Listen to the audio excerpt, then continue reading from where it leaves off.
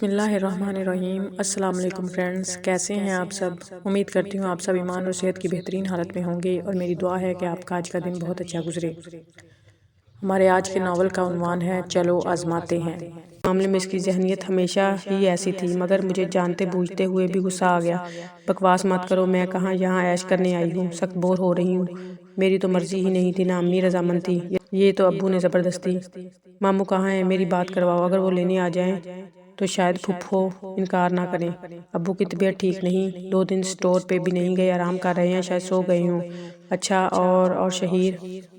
मैंने झिझकते हुए उसका नाम लिया। अगरचे हमारे रिश्ते की बात अभी बाज़ाब्ता तय नहीं हुई थी, मगर जब से उसका नाम अपने नाम के साथ सुना था, ये नाम लेने में झिझकने लगी थी। अगर वो मामू से पूछ कर आ जाएं तो अच्छा ठीक है, मैं कह दूंगी। वैसे उन्हें फुर्सत तो होती नहीं। अभी अम्मी बेचारी भी सिद्रा के साथ रिक्शे में डॉक्टर के पास गई हैं। अरे ममानी भी बीमार हैं, अम्मी की तबीयत ठीक कब होती है, कभी कुछ कभी कुछ। मैं हैरान थी कि अब तक मामू या सिद्रा में से किसी ने मुझसे बात करने के लिए शुमाइला से रिसीवर क्यों नहीं छीना, क्योंकि हमेशा ऐसा ही होता था। ये हैरानी परेशानी में बदलने ही वाली थी कि ये सुनकर दिल को तसल्ली हुई कि घर में सिवाय शुमाइला के और कोई था ही नहीं। तुम सुनाओ, क्या होता है सारा दिन, कहाँ घूमे फिरे, वो तुम्हारी लंगड़ी कज़न, उसने मुंह लगाया या नहीं। अलवीना के बारे में ये लफ्ज़ मुझे अच्छा नहीं लगा, मगर जानती थी शुमाइला की ज़ुबान ऐसी ही बेबाक और बेधड़क है। हाँ, वो तो बहुत नाइस है, वदिया को अच्छी कंपनी देती है, अभी भी उसे लेकर बाहर निकली है। मेरा तो तुम जानती हो, हर किसी से दोस्ती नहीं कर पाती, चाहे कोई कितना भी अच्छा हो। और वैसे भी चूँकि मेरी मर्जी नहीं थी यहाँ आने की, इसलिए मुझे कुछ भी अच्छा नहीं लग रहा।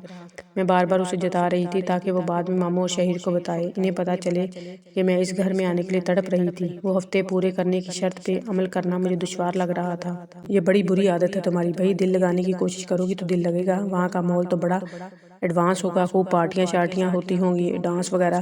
भाई आखिर दुबई पलट लोग हैं। काश हमारी भी कोई ऐसी फुप्पो होती जहाँ जाके रहने में मज़ा आता, अलग कमरा मिलता, टीवी डीवीडी प्लेयर और साथ कंप्यूटर, एसी, नौकर चाकर, लंबी सी गाड़ी में हैंडसम से कज़न के साथ बैठ के आउटिंग की जाती, किसी किस्म की पाबंदी ना होती। इसकी बात की गहराई में उतर के मुझे सख्त सदमा हुआ।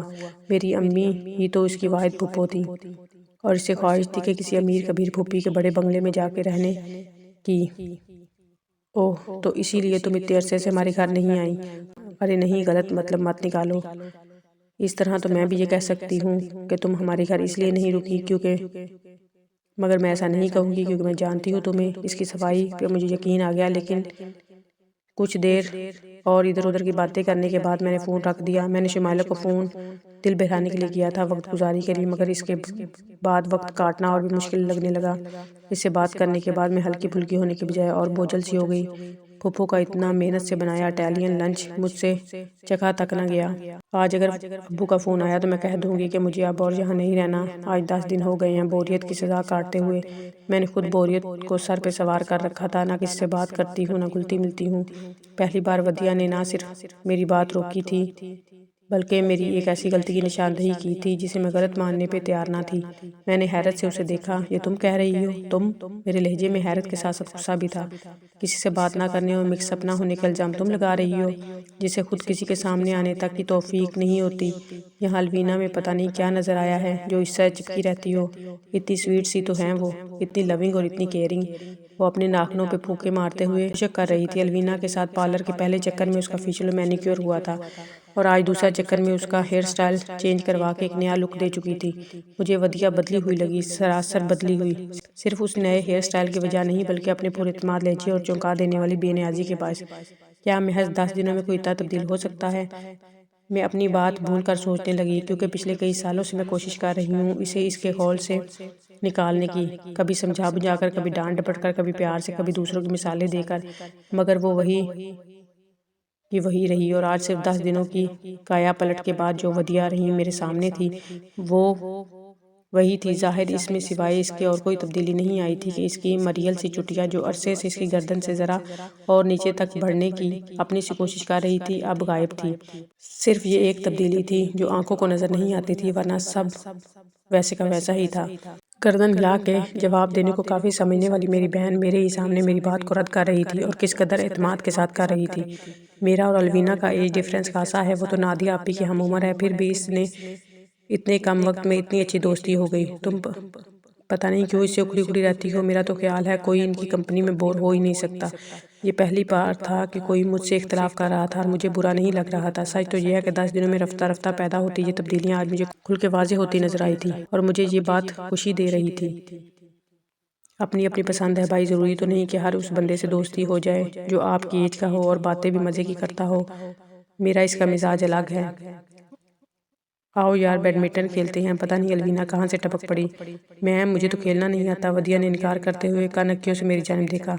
हाँ, हादिया बहुत अच्छा खेलती है। चलो देख लेते हैं। क्यों हादिया, हो जाए एक गेम। और तुम भी उठो सुस्त लड़की, ये कौन सा मुश्किल काम है, मिनटों में सिखा दूंगी। वो वदिया का हाथ पकड़ के खींचने लगी। मेरे जहन में छपाका सा हुआ। हमेशा वदिया को जिंदगी की दौड़ में हिस्सा लेने पे उकसाया है, समझाया है, मगर कभी उसका हाथ थाम के उसे अपने साथ शामिल करने की कोशिश नहीं की। कम ऑन वदी, उठो भी। वाकई ये कोई मुश्किल काम नहीं है। पहले एक गेम हम खेलते हैं, तुम देखना, फिर बारी बारी हम दोनों के साथ प्रैक्टिस करना। महज इसके लिए मैं उठ खड़ी हुई। अलवीना की बाएं टांग दाएं के मुकाबले में कुछ छोटी भी थी और कमज़ोर भी। इसे ना सिर्फ चलने में वक्त दिक्कत होती थी बल्कि इस टांग पे ज़्यादा जोर भी डालना पड़ता था। अगरचा पुप्पो ने इसके लिए खास जोगर्स तैयार करवा रखे थे जिनमें बाएं वाला ज़रा ज़्यादा ऊंचा था, मगर वो फैशन और मैचिंग की दिलदार थी। ज़्यादातर सूट से मैच करती, नत नए स्टाइल की सैंडल और चप्पलें पहना करती थी, भले लंगड़ा के ही क्यों न चलना पड़े। इस वक्त वो वही मखसूस जोगर्स पहने हुए थी, इसलिए लंगड़ाहट और लड़खड़ाहट ज़्यादा नुमाया ना थी। मगर जो चीज़ नुमाया थी वो थी दर्द और तकलीफ का एहसास, जो उसके चेहरे पे खेलने के शौक और जीतने के जोश के साथ साथ नजर आ रहा था। शायद इसकी कमज़ोर टांग इतनी उछल कूद बर्दाश्त नहीं कर रही थी, मगर वो मुसलसल नज़रअंदाज करती हुई मुझे हराने के बाद अब वदिया को स्ट्रोक सिखा रही थी।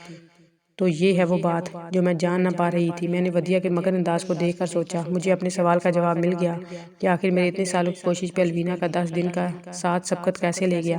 कैसे वो ये बात इसे दिनों में सिखा गई, जो बात सिखाने के लिए मैं कब से कोशिश कर रही हूँ। मैंने सिर्फ कोशिश ही की थी। मेरी ख्वाहिश ज़रूर थी कि वो अपने एहसासी कमतरी से बाहर निकलकर आम लड़कियों की तरह रहे, मगर सिर्फ नसीहतें करने और मिसालें देने से क्या होता है। अलवीना ने शायद उसे एक भी नसीहत ना की हो, एक मिसाल तक न दी हो।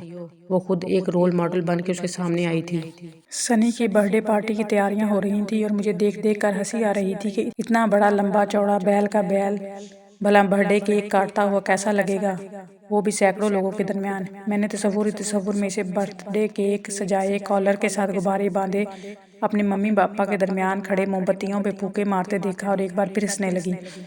कमाल है, तुम हंसे जा रही हो। मैं पूछ रही हूँ कि हम कल पार्टी पे पहनेंगे क्या? वदिया ने चिढ़ के सवाल किया। मेरी जाने भला, मुझे इसकी परेशानी पे ताव आ गया। मेरे कान क्या कुतर रही हो? जाओ जाके अपनी अलवीना आपी से पूछो, जिसे बैठे बिठाए लाडले मुन्ने भाई की बर्थडे सेलिब्रेट करने की सूझी है। कल रात तक तो ऐसा कोई प्रोग्राम ना था। खाने की टेबल पे फूफो ने सरसरी सा जिक्र करके सिर्फ ये याद दहानी कराई थी कि परसों हसन का बर्थडे है और फूफा जी ने डिनर बाहर करवाने का वादा किया था। आज सुबह अलवीना ने पार्टी का शोशा छोड़ दिया। जो है वही पहन लेना, हमें कोई पता थोड़ी था कि जब फंक्शन होने वाला है। फिर भी पता नहीं कौन कौन आएगा, क्या क्या पहन कर आएंगे। नहीं, मैं तो नहीं निकलूंगी कमरे से। क्या फायदा ऐसे सड़े कपड़े पहन के मजाक बनवाने का। वो इस वक्त पुरानी वाली वदिया ही लग रही थी। जरा जल्दी आना तुम लोग, मैं अकेली क्या कुछ देखूंगी। पुप्पो की आवाज़ सुनाई दी और अगले लम्हे वो हमारे कमरे के दरवाजे पे खड़ी थी। इनके पीछे अलवीना का चेहरा नजर आया।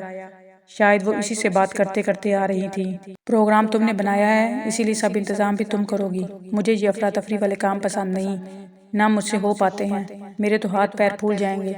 सनी ने भी साफ इनकार कर दिया है। तुम्हारी खुशी के लिए वो पार्टी पे मान गया, इतना काफी जानू। मार्केट से वापसी पे केटरिंग और पार्टी डेकोरेटर से सारे मामला तय करके आना। मैं पहले ये काम निपटाऊंगी, बाद में मार्केट जाऊंगी। Come on, hurry up girls, हम शॉपिंग के लिए चल रहे हैं। मुझे इसका यही अंदाज तो नापसंद था। वो सीधा सीधा ऑर्डर दे मारती थी, ना पूछती थी ना राय तलब करती थी, बस अपना हुक्म सुना दिया और इसमें सामने वाले की मर्जी जाने बगैर इसे भी घसीट लेती।